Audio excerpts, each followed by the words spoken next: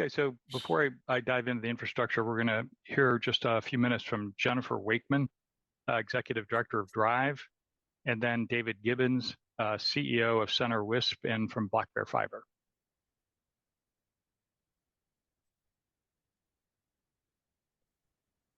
Hi, everybody. Sarah, I'm going to assume I'm up since that's my slide. I'm just going to go for it. Awesome. Really excited to be here with everybody today. It was kind of cool to hear some of the stories about what everybody's doing. Shout out to Colby. I'm originally from Eastern Kentucky, so yay for that. Awesome work you guys are doing there. I just want to tell you a little bit about the infrastructure work that we've done. As I said at the very beginning, which I'm sure you don't remember, I'm from Central Pennsylvania. We represent 5 counties in the region. We are an economic development entity. So first thing you should probably note, this is not our full-time job doing broadband. We do all kinds of things economic development related. A lot of project development, site selection, business retention and expansion, all those sorts of things. And we sort of fell backwards into broadband in 2018. And then in 2019, we actually constructed our pilot project. Our region covers, as I said, 5 counties. It's about 1,700 square miles, 260,000 people. And we had the good fortune of one of our counties, Montour County, is geographically the smallest county in the state of Pennsylvania. So at 132 square miles, it was a great place to do a pilot for a fixed wireless network.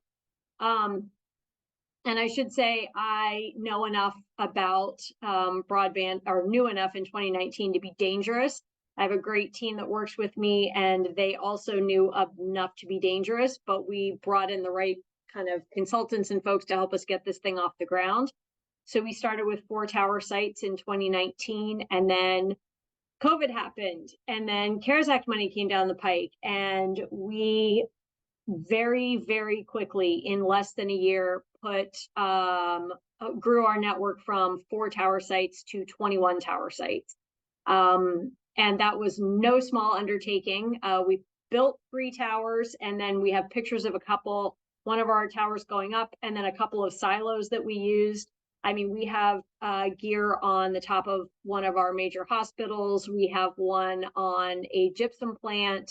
So we sort of would beg, borrow, and steal from anyone. And the way we run our network, so that's kind of the infrastructure side of it. It's very much a middle mile network. And then the last mile piece is our public-private partnership. So we're the public entity. We have private partners who are the ISPs, the WISPs, who provide service to the end users.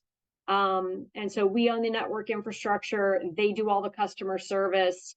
And it's an interesting way to do this. There's a ton of stuff I didn't know when we got started. As I said, not my full-time job. One thing I will tell you is there is no one solution to solve the broadband issue across Appalachia. Certainly wireless is one way to do it. We've spent about $3.5 million to date, and our network reach currently is 25,000 addresses. About 19,000 of those are at 120. The other, just shy of 6,000, are a minimum of 25 and 3. So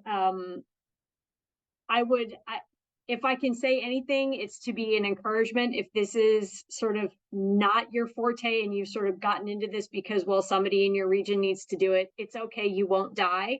But there are moments where you think you might, and I think it's really cool that we didn't have a Connect Humanity when we did this originally.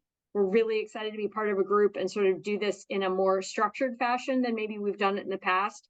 So having this group to collaborate with and talk to, and maybe find a shoulder to cry on or scream at once in a while when you need it, it's okay. You can do that. I give you permission to lose your mind, because this is a big problem. And yeah, I think maybe it was Colby who said that first. I'm not sure about, celebrate the small wins. But it's worth it in the end. But there are moments though when people say, why did you do this? And I'm like, I don't know.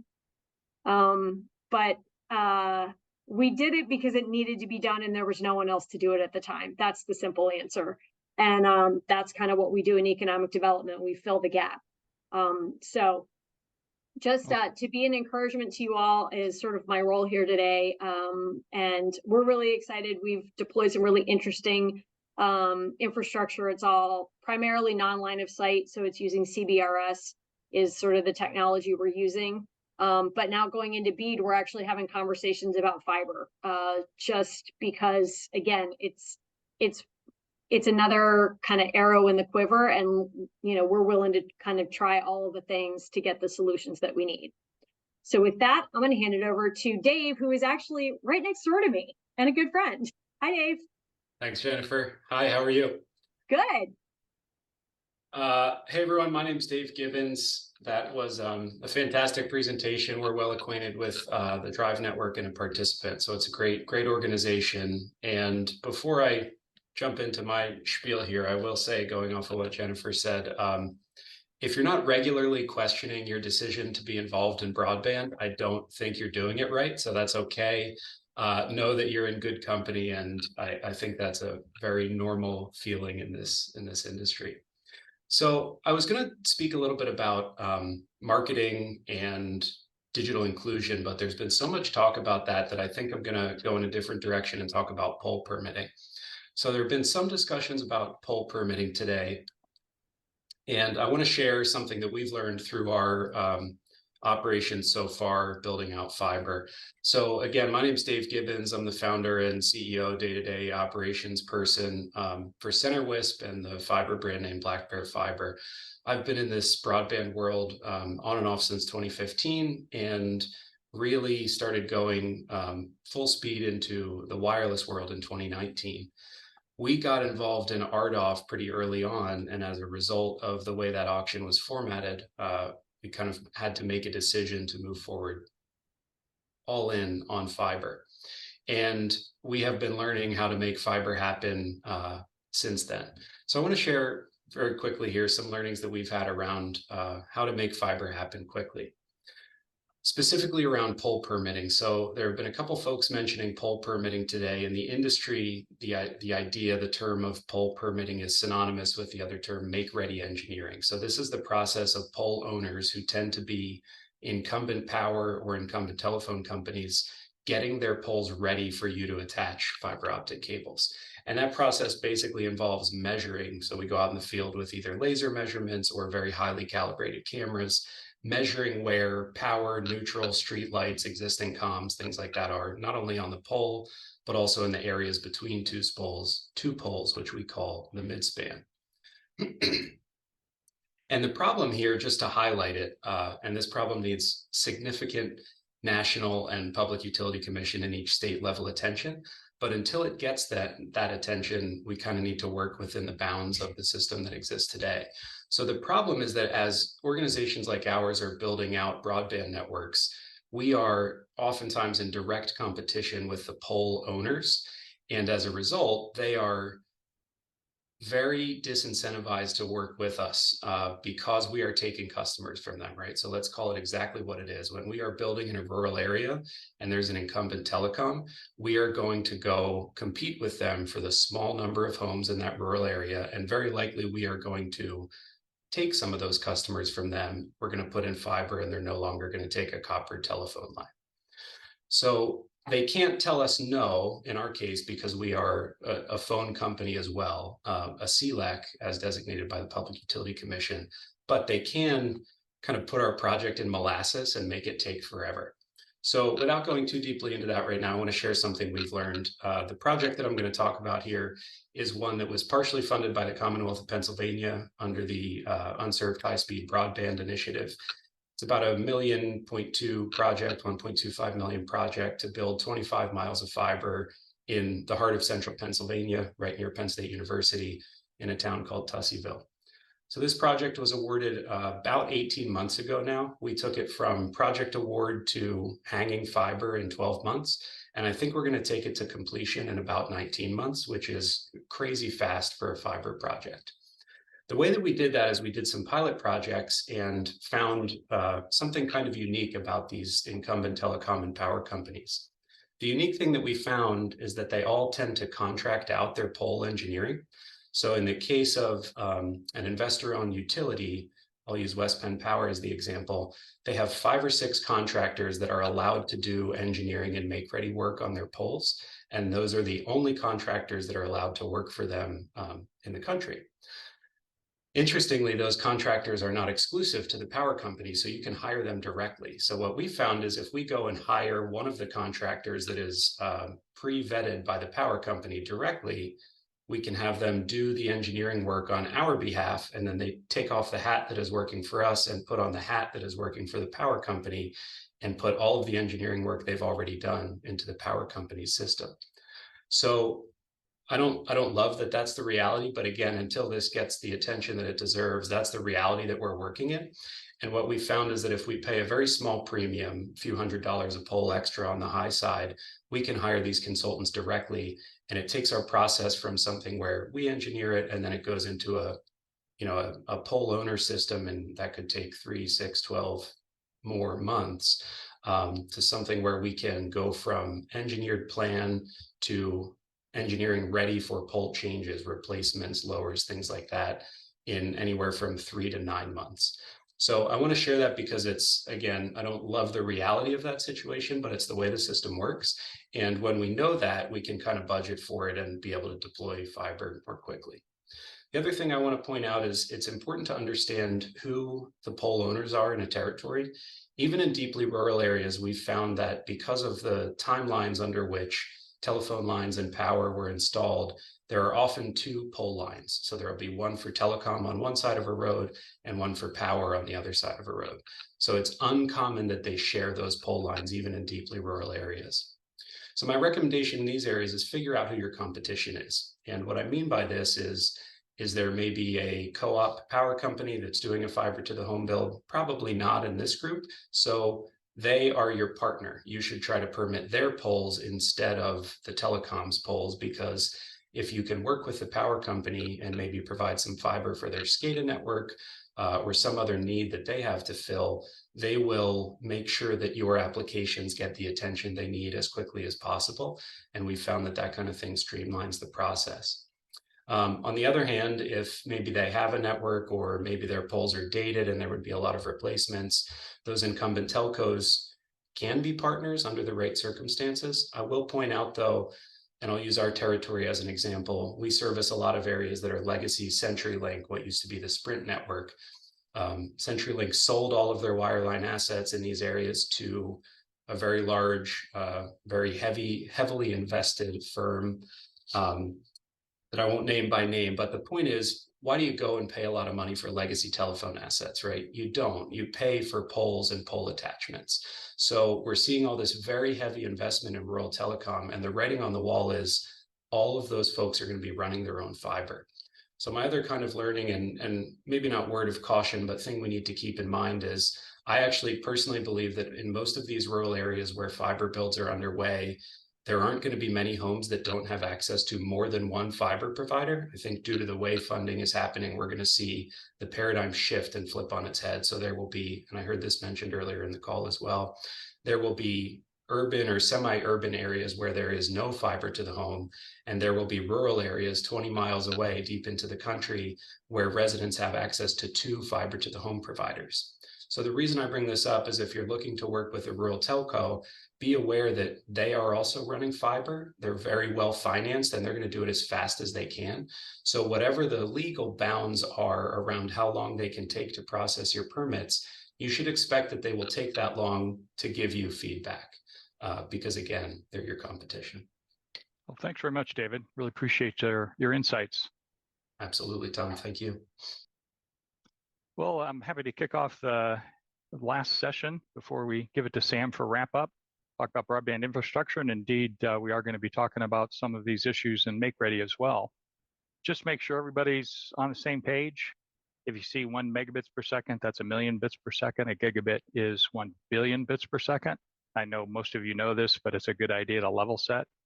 If the upload and download speeds are different, that's called asymmetric. You'll see common packages like 100 by 20. If they're the same speeds, upload and download, it's called symmetric. And so you'll see packages like 100 by 100. That underlying infrastructure we're grappling with, there's a twisted copper pair, twisted pair cable that your DSL services come on.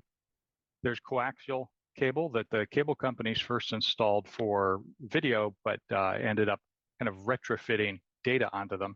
And then there's the fiber optic cables. So this is not a new goal to bring broadband into rural areas. It actually dates back to 1934 when U.S. Congress passed the Communications Act saying all people in the United States shall have access to rapid, efficient, nationwide communication service with adequate facilities at reasonable charges. So we did that with telephone services. We have not yet done that with broadband. And since the internet began about 1990, there's been $100 billion spent by the FCC to achieve this mission. So it's kind of troubling that we're still lacking so much infrastructure. So why do we need subsidy for broadband? It's a common question. This is focused on the state of Ohio. Our state capital's got about 1,500 households per square mile. You jump down to a little town like McConnellsville, it's still 500 households per square mile, which is a viable population density. But then we get into some of what we call the rural expanse, where we're dealing with under 30 households per square mile.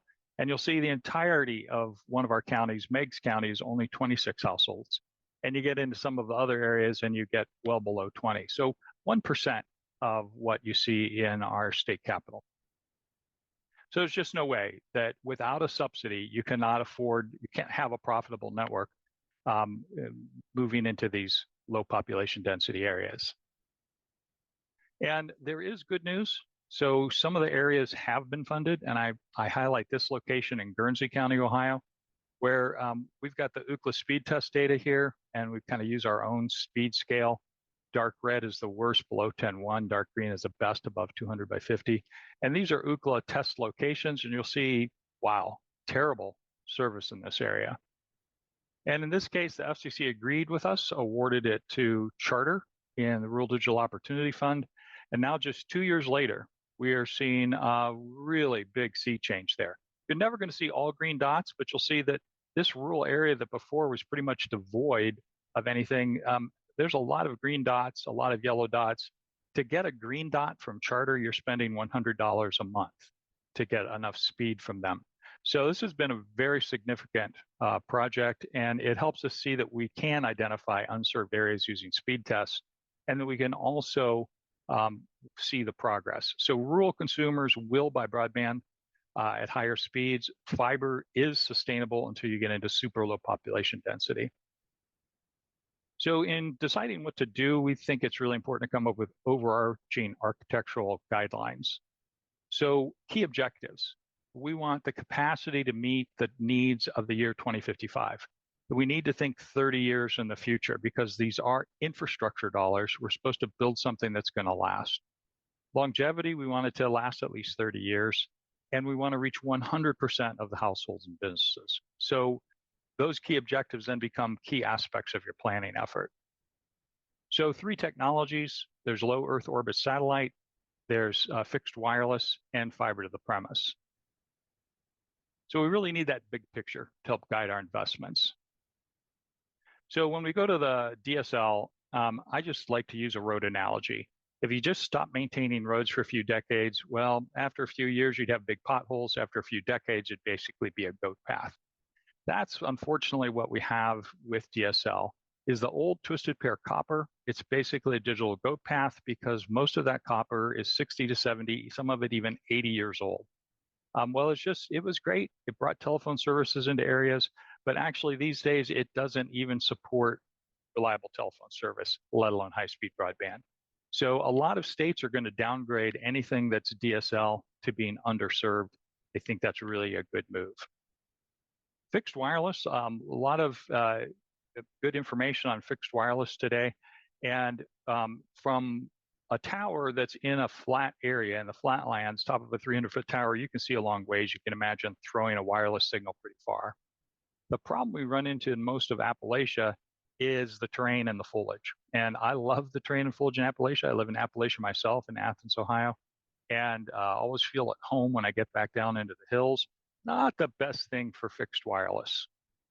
So from a canopy perspective, the The higher frequencies you go, the more capacity there is in that fixed wireless signal. And at 1 gigahertz, it'll go right through the leaves, no problem. You get to these faster speeds, it won't go through the foliage. It gets absorbed by the water. GPS and Starlink, 2 satellite services, one for location, one for data. GPS is down on the 1 gigahertz space. Starlink's at much higher frequencies. It also will not go through foliage. Here's an example of a metropolitan area where there's a transmitter on one of these towers, and way over here, 20,000 meters away, they still have a usable signal. But you get that same transmitter on a pole and try to shoot it through the foliage, 100 meters later, the signal is gone. And in Appalachian, Ohio, heavy foliage coverage, and as is in a lot of our Appalachian states.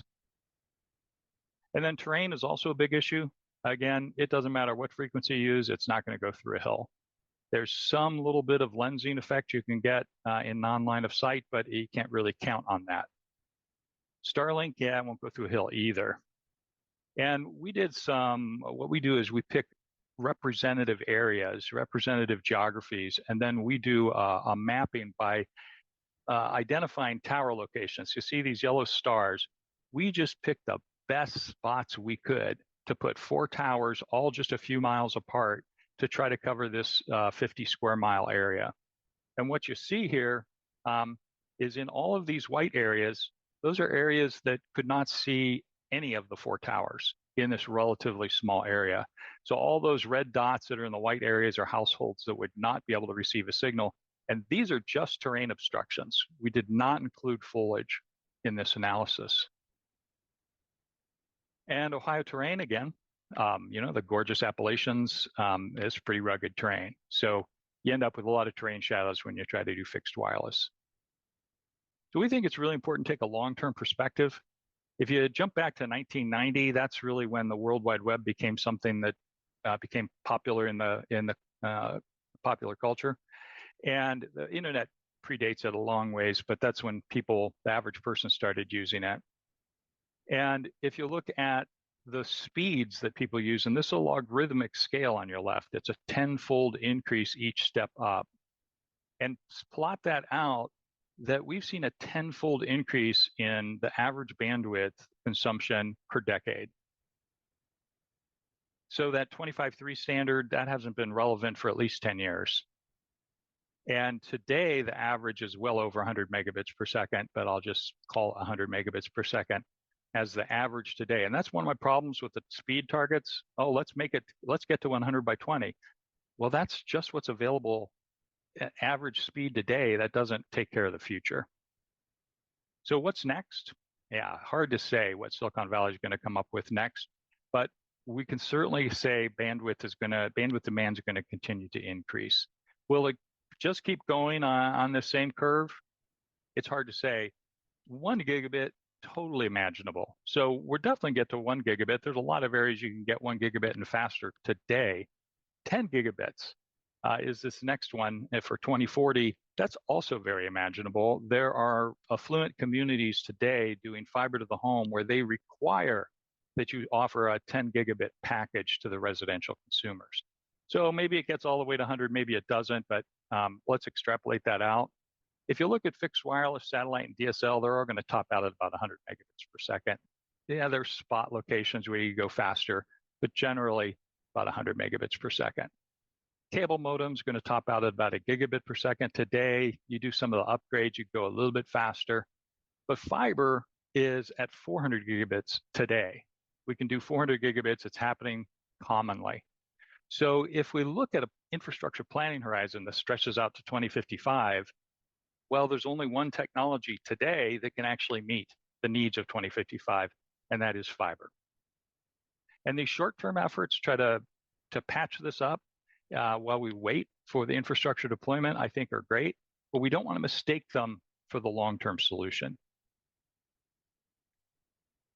So technology neutral is great, but it has to be technology that can meet the needs of 2055. So specifications are also really important. You think about building a road, can't imagine someone putting out a bid for a road that doesn't have a detailed set of specifications. Broadband has not been that way. Broadband has mostly been done based on speed targets, and it's continued to be done based on speed targets. So now it's more common for people to say fiber, and that's great, but fiber comes in a lot of different flavors. So when we're doing planning, we plan on a centralized split as shown in here, where there's one point where you split that fiber connection, and every household has their own strand of fiber, and you've got at least 50% spare strands. So that's kind of our architectural approach. You can skinny down the amount of fiber you install by taking these splitters and spreading them out throughout the region. And now you no longer have a strand coming back to this convergence point for every household. And then there's the distributed tap. That's another solution where there's basically a splitter at every household. One strand of fiber can be extended to support up to 64 households. It's the skinniest option in terms of deploying fiber. So in everything we give you in terms of pricing, we're recommending this centralized split. So again, real different in terms of the cost pictures associated with it. So when you look at a total cost of doing a network, and you're going to hear people say, oh, I can do fiber for $30,000 a mile. Well, you need to find out, are they actually looking at all of the various cost elements? Because, for instance, just the engineering will cost 10% of the project. So you need to make sure that the people are actually talking about, what is their engineering standards and have they priced everything? So in this case, the cost is coming out to about $104,000 a mile. And if we break that down, we've got $40,000 a mile for make ready and $64,000 a mile for the fiber build itself. So on aerial's a really common way to deploy fiber. It's deployed on existing communications poles, usually power poles in the communications space. So this is an example of a person doing strand and lash, where there's a steel strand, and then they lash the fiber to it. It can also do what's called self-supporting ADSS. Major cost factors: are you able to overlash any existing facilities? What's the cost of make ready? If you can overlash, your make ready is going to be lower. And then how many strands are you putting in? So these make ready realities, as David was talking about, are pretty significant. So in the power pole, you've got the kind of distribution of the power, the primary lines, secondary lines that feed the households, service drops go into the house. So you see these various power spaces. Then the communication space is 40 inches below the power space. So what happens is somebody says, there's some minimum clearance you have to maintain. Somebody says, oh, I want to build fiber in this neighborhood. As long as in midspan you haven't violated that clearance, you don't have to replace those poles. But in a lot of Appalachia, of course, we're dealing with hillsides.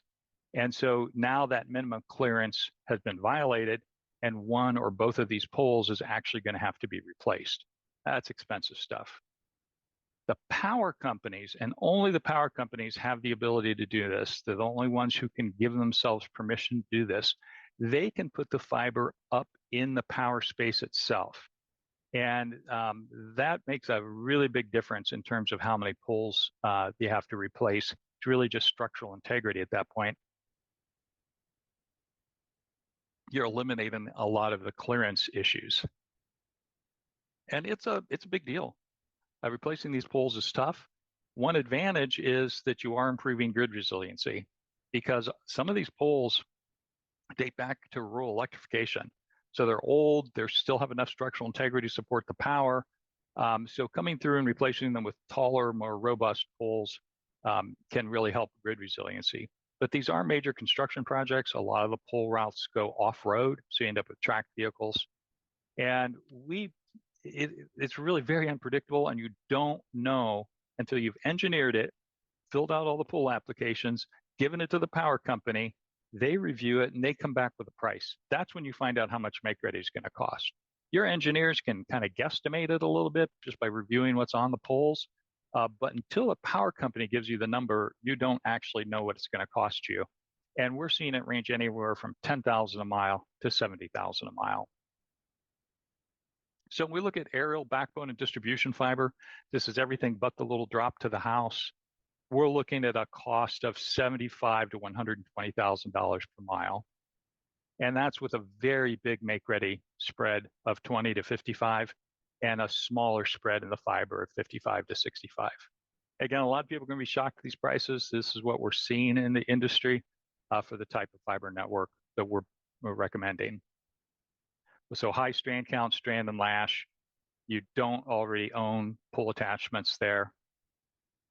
And just be careful. A lot of projects have died because they've underestimated the costs. Underground would be the next option. What we're showing here is boring. Boring is our preferred approach. You can also trench or you can plow. When we price this out, we're saying it's bored for the most part. It's in conduit. And the rock becomes a really big issue, is how much rock do you hit? And so we're saying at 10% rock, you're at about $100,000 a mile. At 40% rock, you're at about $170,000 per mile. And again, the fiber build and the conduit, we're going to say it's 80 to 90. And then you have the rock addition, depending on how much rock you hit. So again, high strand count, primarily boring, putting it in conduit, not just direct burying it in the ground, and at a depth of 36 inches. So those are the specs on which we're basing this pricing. Again, really need to be careful in the budgeting. Recommend you consult a geologist to give you an idea of how much rock you're actually going to encounter. So as you start developing your plans, we think it's really important. The first thing you should try to do is see what existing resources, what existing studies have already happened that can help inform you. So for instance, speed test analysis, or at least the raw data. A lot of states have purchased the UCLA data. We recommend the UCLA data because you don't have to do a speed test campaign. You can, it'll enrich your UCLA data. But the UCLA data comes, when you buy it, you license it, you get 1 year in the past, 1 year in the future. You can buy even 2 years in the past. And for like the state of Ohio, I think right out of the gate, we had about 6 million records when we got the 1 year in the past. We're up to over 14 million records for the state of Ohio. A similar experience in Missouri and Florida and Rhode Island. That UCLA just gives you a kind of a jump start on the data. So if your state has that data or has processed that data, or a council of government has done this, just look around and see if anybody has already engaged in that effort. Another is what existing layers, GIS layers, and hopefully you have some GIS capacity in your organization. The existing GIS layers can be really helpful. It's amazing the things you can find on ArcGIS online. You have to kind of vet them because you don't know for sure who put that layer in, but there's a lot out there. And then there's the Esri Living Atlas, where Esri themselves, the company that, the kind of 500-pound gorilla in GIS space, Esri themselves have vetted the layers to say these layers are accurate. So those are two really good sources of GIS data. And then, as I mentioned before, any studies that have already been completed by your county, by your council of government, anybody else, anything the state broadband offices have done. And you can also pull in FCC data, reprocess it to make it more useful. And then the other piece is whether anyone has tried to do project area identification, preferably with fiber miles and locations in the estimate. So I'll give you an example of this. I'll look to Athens County, Ohio, where I live. And these are the speed test data points for Athens County, Ohio. And you'll see, yeah, in Athens itself, and you're never going to see all green. It's always going to be a mix of colors. But in areas where it's all deep red, there's just no infrastructure there. And so when we take that and grade the census blocks, this is the picture that ends up arriving at. And again, we've got our own speed test or our own speed tiers that we use. They've just turned out to be pretty useful in helping communities define the requirements. But this is what the FCC says. According to the FCC, this is the picture of Athens County if we look at all technologies, including fixed wireless. And this is not an anomaly. We've seen this in every geography we've looked at. is the FCC is still continuing to what we call trust but never verify. They take whatever the ISP says, and the picture is pretty stark, pretty bad. When we strip out the fixed wireless, the picture's a little bit better, but you'll see we still have major areas, like in this area, up in the Panhandle here, that we are still very convinced are unserved. When we survey residents, they all say it's unserved, but we've got a cable operator or a DSL operator claiming they can serve these areas. So when we block it out, so we've blacked out here areas that have been funded. So it's mostly RDOF funding. And then we've limited this to the below 5010s, which is kind of what we suggest focusing on, are the areas that are deeply unserved and somewhat underserved. And again, we're looking at maximum speeds. That's something I didn't mention. When we plot this, we use the maximum speed ever seen at a location. There might have been 20 speed tests at a location. We'll take the fastest speed ever seen to try to counter some of the arguments about speed testing. So what you see here is, like in this Panhandle, there's about 4,000 households up there that are going to be excluded from BEAD if somebody doesn't challenge this area. So the BEAD challenges become quite important and pretty easy to end up spotting these sort of problem areas.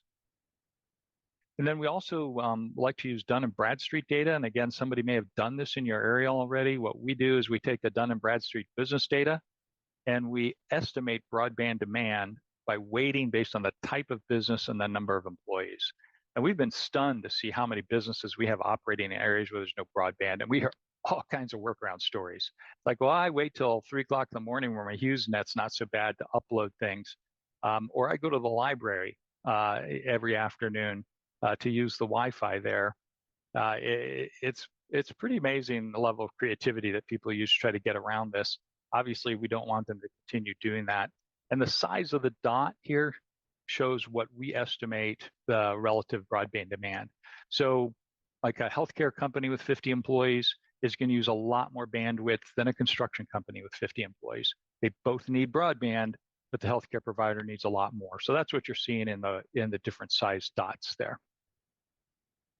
And then you want to define project areas. So we define 3 potential project areas for the county commissioners in this county.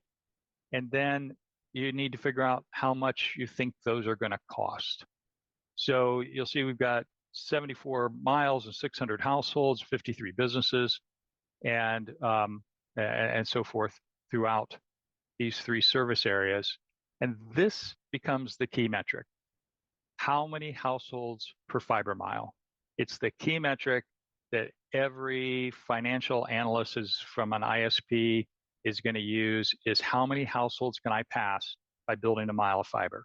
Because building the mile of fiber costs pretty much the same, whether there's 100 households or 10 households. So that's their big number that they're looking for, is how many households per fiber mile. So it becomes a question of how low can you go?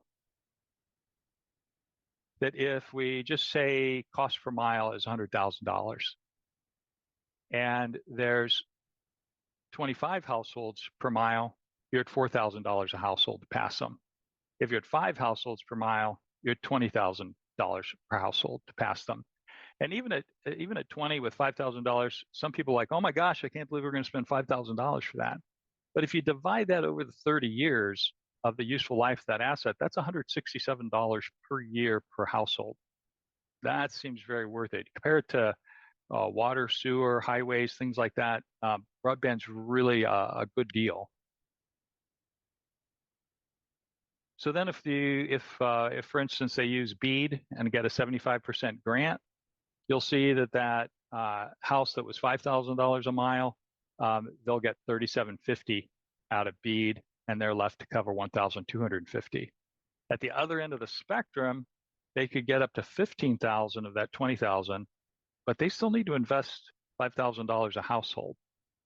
And that may be testing the market pretty severely. That what we've done, we've worked with commercial ISPs that are backed by venture capitalist companies. We've worked with rural electric cooperatives. So they have different ranges of appetite for how much they're willing to invest per household based on the rate of return that they expect. So we're seeing a threshold that's pretty wide of $1,000 to $4,000. That even at the top of that range, this one's a problem at $5,000 a household. You may not get people bidding on those areas. And different state offices are coming up with different strategies, like packaging together with higher density areas to make them more attractive.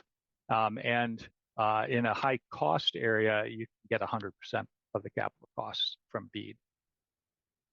So likely players, you're going to see the cable companies expanding. They're generally expanding into territories they already serve. We see that a lot with Charter and Comcast. Gee, they serve a city here. They'll go ahead and expand out into an additional area adjoining that's rural that they need grant money for.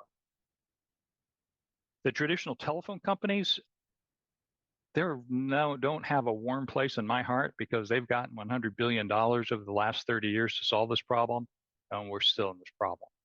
But what they do have are existing pole attachments. So in our little town, Frontier came in and overlashed their existing plant. They were able to much more quickly and much less expensively build. So the telcos have an advantage there. The rural electric cooperatives, they're my favorite. You cannot say that all rural electric cooperatives are interested in this, though. They tend to be very conservative, and no two are alike. And then the ISPs backed by private equity. And then in some cases, nonprofit or community-owned networks. I think that's going to be more isolated. There have been some great success stories, but I don't think that's going to be the dominant solution. So again, the traditional telephone companies, they have a potential advantage in speed to market cost because they can overlash their existing attachments. And the rural electric cooperatives have an advantage in that if they do it in the communication space, they're going to have to replace a lot of poles, but at least it's their poles. They're not doing it for somebody else. And they can also make the option of building up in the power space to reduce their costs additionally. So we think this is a really important fight, really a fight for the future of rural America. And, 20 years from now, do we want it to be untapped and hollowed out? Well, unfortunately, a lot of our communities is pretty hollowed out already. Or vibrant, engaged, and productive. And I strongly believe that broadband is an absolutely essential ingredient. It doesn't solve the problem, but if you don't have broadband, there's no way that you ended up with economic growth and vibrancy that we all want in our rural towns. And a lot of people would like to live in small towns and get their 10 acres and live out in the country, but they just can't because of the broadband problem. It's really clear from a lot of studies that productivity goes up when you move into an area. And, these areas, a lot of these areas, we're not saying we're going to improve their broadband. They haven't had any broadband. They've been in the digital divide since the beginning of the internet age. So the productivity increase is similar to going into an undeveloped country and delivering broadband. So productivity increases should be significant. Average household income will increase. And that's all going to result in increased tax revenues. And in fact, when we've looked at it, the one-time subsidy required to bring broadband into these areas should be repaid in 7 years or less from increased tax revenues. So it's a big win for everybody to make this happen, big win for the country. Really hope we can all make this happen together.